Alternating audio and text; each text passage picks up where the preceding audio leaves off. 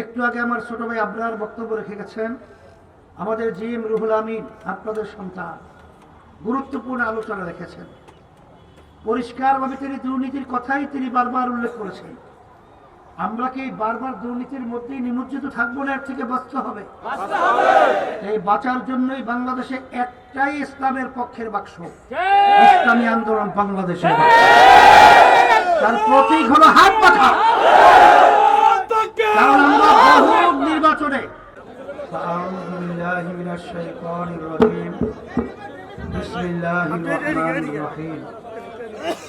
وتعاونوا على البر والتقوى ولا تعاونوا على الإثم والعدوان صدق الله العلي العظيم وقال رسول الله صلى الله عليه وسلم من رأى منكم منكرا فليغيره بيده فإن لم يستطع فبلسانه فإن لم يستطع فبقلبه وذلك ضعف الإيمان সবাই দরুদ শরীফ পড়ি। আল্লাহুম্মা সাল্লি আলা সাইয়্যিদিনা ওয়া হাবিবিনা ওয়া মাওলানা মুহাম্মদ সাল্লাল্লাহু আলাইহি ওয়া আলা আলিহি ওয়া আসহাবিহি ওয়া বারাকা ওয়াসাল্লাম। গাজীপুর এক আসনে নির্বাচনী জনসভায় এই রৌদ্রের ভিতরে কষ্ট করে আপনারা উপস্থিত হয়েছেন, শুকরিয়া কান বলি আলহামদুলিল্লাহ। গাজী কাকে বলে? যারা অন্যায় প্রতিবাদে ন্যায়ের পক্ষে বিজয় লাভ করে। এখন শুধু গাজীপুর লেখলে হবে না।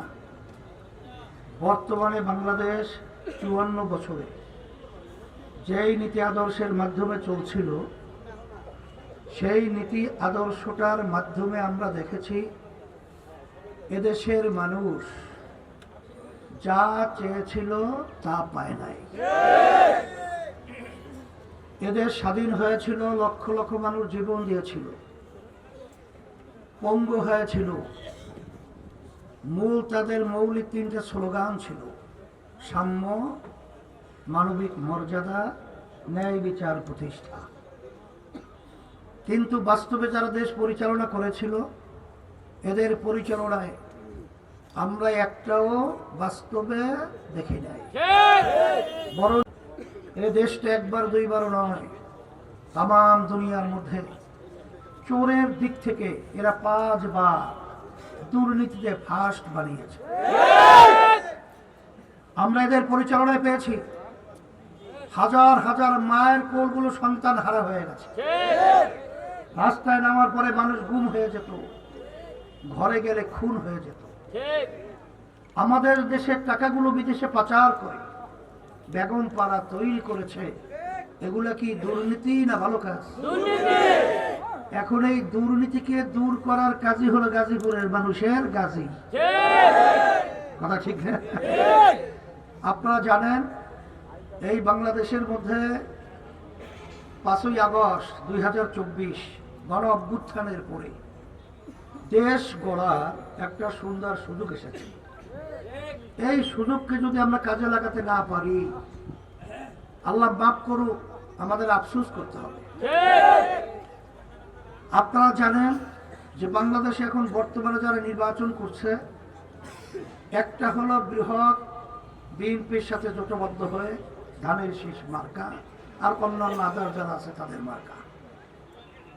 আর একটা দল রয়েছে উল্লেখযোগ্য, জামাতের নেতৃত্বে যে জোট হয়েছে। এই যে 2 জোটের কথা আমি বললাম, এরা কোন জোটের লোকেরা কি বলে যারা তা ইসলাম অনুযায়ী রাষ্ট্র পরিচালনা করবে? বরঞ্চ তারা কি বলে, বিএনপি যা আগে পরে বলেছে এখন তাই বলছে। আর বর্তমানে জামাতের নেতৃত্ব যে জোট হয়েছে, তারা পরিষ্কার বলেছে তারা শরিয়া অনুযায়ী মানে ইসলাম অনুযায়ী দেশ পরিচালনা করবে না। তারা প্রচলিত নিয়ম আইন অনুযায়ী দেশ পরিচালনা করবে। প্রচলিত নিয়ম অনুযায়ী দেশ পরিচালনার মাধ্যমে তারা ইনসাফ প্রতিষ্ঠিত করবে। এটা একটা দিন যেরকম নাকি আমরা এখন বাস্তব, ঠিক এইরকম ভাবে এই প্রচলিত নিয়মের মাধ্যমে অন্যায়কে দূর করে ইনসাফ রক্ষা করে, এরকম অবাস্তব। কথা ঠিক না ঠিক? এরকম বাস্তবতা দিনকে রাত্র বানানো যায় না, রাত্রকে দিন বানানো যায় না।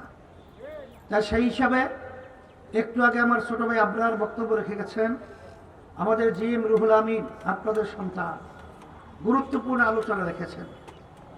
পরিষ্কারভাবে তিনি দুর্নীতির কথাই তিনি বারবার উল্লেখ করেছেন। আমরা কি বারবার দুর্নীতির মধ্যেই নিমজ্জিত থাকবো না, এর থেকে বাঁচতে হবে। এই বাঁচার জন্যই বাংলাদেশে একটাই ইসলামের পক্ষের বাক্স, ইসলামী আন্দোলন বাংলাদেশের বাক্স। তার প্রতীক হলো হাত পাখা। কারণ আমরা বহুত নির্বাচনে বহুত লোকদের বিভিন্ন আমরা উন্নয়নের ফুল ঝুরি শুনেছি, আর নতুন ভাবে শুনে আমরা আর ধোকায় পড়ে আমাদের দেশকে ধ্বংস করতে পারি না। এই জন্য আমি সকল উদাত্ত আহ্বান জানাবো, আসেন দেশের কল্যাণের জন্য, ইসলামের কল্যাণের জন্য, মানবতার কল্যাণের জন্য, মানুষের কল্যাণের জন্য যদি পরিবর্তন করতেই হয়, আমি এখানে আসার পরে যেটা দেখেছি শুনেছি, সম্মানিত ওলামায়ে কেরাম আজকে তারা হাত পাখা প্রতীকের পক্ষে আন্তরিকভাবে আল্লাহর রহমতে কাজ শুরু করেছে। আজকে যারা দেশকে ভালোবাসে, দেশ প্রেমিকরা ইসলামী আন্দোলনের পক্ষে আল্লাহর রহমতে কাজ করা শুরু করেছে। আর যারা নাকি বিশেষ করে মানবতা মুক্তি চায়, দুর্নীতি মুক্তি দেশ চায়, তারাও কিন্তু হাত পাখা প্রতীকের পক্ষে আল্লাহর রহমতে কাজ করা শুরু করেছে। এই জন্য আমি আপনাদেরকে উদাত্ত আহ্বান জানাবো, আমি আপনাদের সামনে এসেছি হাত পাখা প্রতীকে ভোট দেওয়ার জন্য, অনুরোধ করার জন্য। আপনারা কি আমাদের আহ্বান শুনবেন তা জানি না, তবে আমি আল্লাহর কাছে বলতে পারবো, রব্বুল আলামিন আমাদের দায়িত্ব আমরা পালন করেছি। কে যাকে সাড়া দিয়েছে তা জানি না, সেই হিসাবে আমি আমার রুহুল আমিনকে, আমাদের অত্যন্ত স্নেহভাজন, আমাদের সন্তানের মতো, আমাদের কেন্দ্রীয় দায়িত্বশীল, তাকে শান্তির প্রতীক হাত পাখা আমি হাতে উঠিয়ে দিয়ে আপনাদের সামনে আমি আমানত হিসেবে রেখে আল্লাহ রাব্বুল আলামিন যেন তাকে ইসলামের পক্ষে, হাত পাখা প্রতীকের পক্ষে আল্লাহ যেন বিজয় দান করে। আর 3 আসনে গাজীপুরের আলমগীর হুসাইন, তার হাতে আমরা হাত পাখা উঠিয়ে দিয়ে আপনাদের আসন আমানত হিসেবে রেখে গেলাম। আল্লাহ কবুল করুন। রব্বানা আতিনা ফিদ দুনিয়া হাসানা ওয়া ফিল আখিরাতি হাসানা ওয়া কিনা আযাবান নার বিরহমাতিকা ইয়া আরহামার রাহিমিন।